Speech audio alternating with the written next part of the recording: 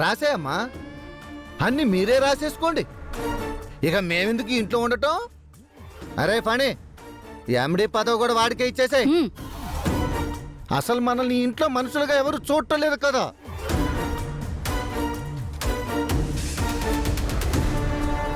భూషణం, అలా అని ఎవరన్నారిప్పుడు? యశోదన్న మాటల్లో తప్పే ఉంది. ఈ ఆస్తి కన్నయ్యది. కన్నయ్య ఎక్కడున్నా తిరిగి వస్తాడనే నమ్మకం నాకుంది. ఆస్తి పంచడానికి ఇది స్థిరాస్తి కూడా కాదు. నా కన్నయ్య పరిస్థితి బాగోక వాడి భార్య త్రిపుర పేరు మీద విల్లు రాయించా.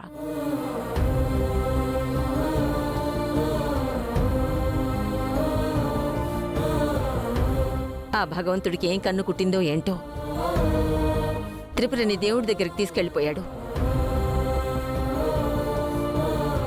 కన్నయ్య పాప ఒంటరిగా మిగిలిపోయారు.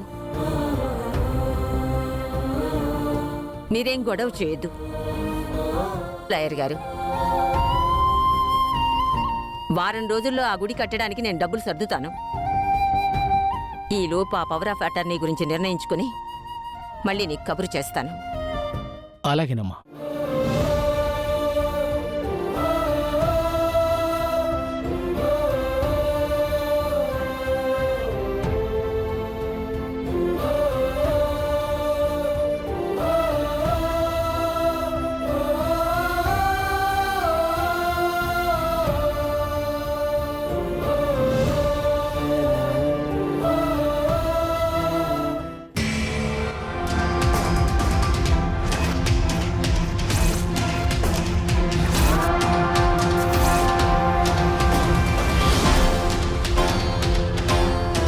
త్రిపురలా ఉన్న సత్యాన్ని పట్టుకోవాలి. సత్యాన్ని తీసుకొచ్చి త్రిపురలాగా యాక్టింగ్ చేయించి ఆస్తి మొత్తాన్ని నా పేరు మీదకి రాయించుకుంటాను.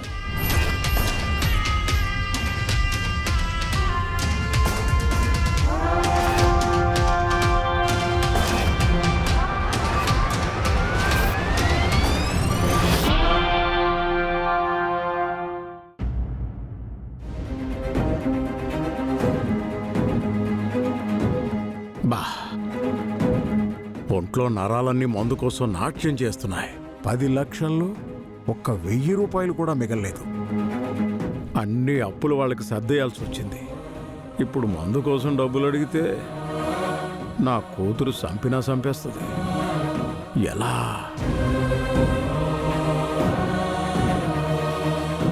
అక్క ఆ? అక్క ఏ ఏంట్రా? నందిని అక్క వాళ్ళ అత్తయ్య గారు వస్తున్నారు. రండి అత్తయ్య గారు, రండి కూర్చోండి.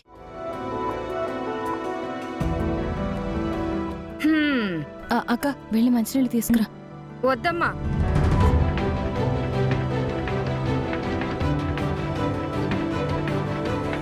నేను మీ మర్యాదలు పుచ్చుకుని మీ ఆతిథ్యానికి ఆనందపడిపోతాననుకుంటున్నారేమో. నువ్వెంత సీల్ రాకాసువో ఊరు మొత్తం తెలుసు. ఏంటి ఏదో అంటున్నాడు? నాన్న నువ్వాగు. చూడమ్మా, పెళ్లికి ముహూర్తాలు పెట్టేసుకుందాం. ముహూర్తం కూడా రావస్తోంది. నాకు పెళ్లికి ముందు ఇవ్వాల్సిన 5 లక్షలు ఇచ్చారు. బ్యాలెన్స్ 10 లక్షలు ఉంది కదా.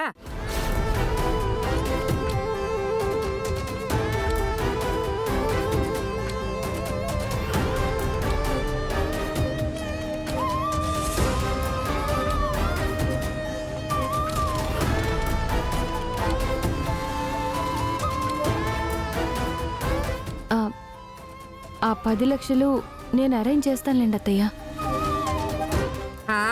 అరేంజ్ చేస్తావులే అమ్మా, కానీ అది నాకు క్యాష్ రూపంలో వద్దు.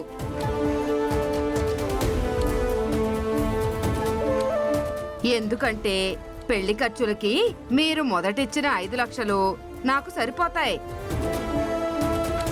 మిగతా డబ్బులు మీ అమ్మాయికి బంగారం రూపంలో పెట్టివ్వండి.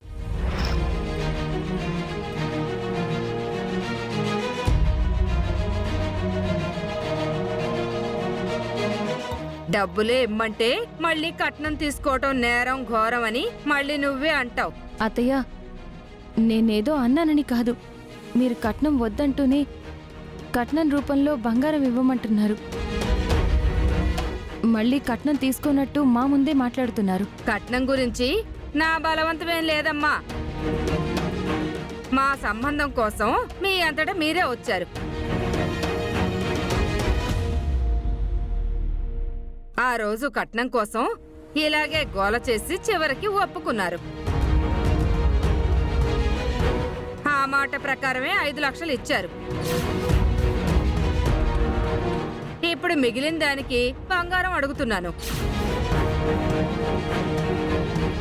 పెళ్లికి ముందు ఆ బంగారం ఏదో ఇచ్చేస్తే ఈ పెళ్లి సజావుగా హాయిగా జరుగుతుంది. మా మీద నమ్మకం లేక ఇలా కాసేపు డబ్బని కాసేపు బంగారం అని అడుగుతున్నారా? నమ్మకమా? ఎలా ఉంటుందమ్మా? మీ నాన్న తాగుడు వల్ల మీ అందరికీ ఖర్చు తప్పించి ఆదాయం ఉందా?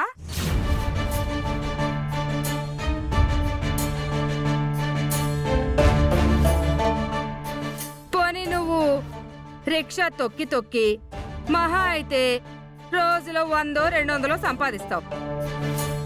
ఇంకా ఈ ఇంట్లో కష్టపడేవాడు గాని రూపాయి వెనకేసేవాడు గాని ఎవరైనా ఉన్నారా చెప్పు?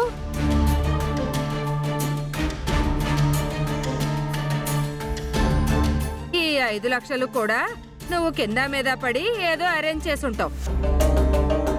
నా అనుమానం వల్ల ఆ 10 లక్షలు ఏం చేస్తావో అనే.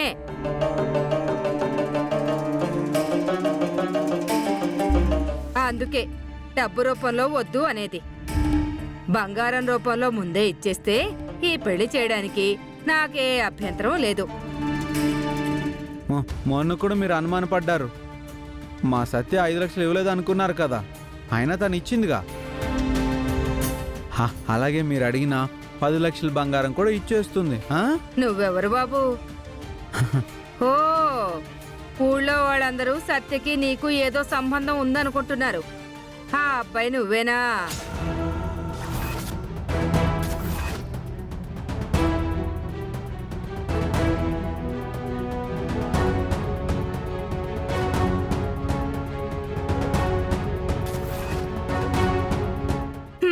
ఇదిగో సత్య, ఇది చెప్దామనే వచ్చాను. ముహూర్తం దగ్గర పడేలోపు ఆ బంగారం ఏదో చేయించి తీసుకొస్తే మిగతా కార్యక్రమాలనేవి చేసుకుందాం. లేదంటే మీ అక్కతో నా కొడుక్కి కుదిర్చిన ముహూర్తానికే ఇంకో సంబంధం రెడీగా ఉంది.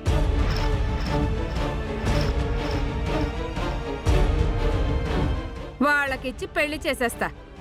మీ ఇష్టం మరి.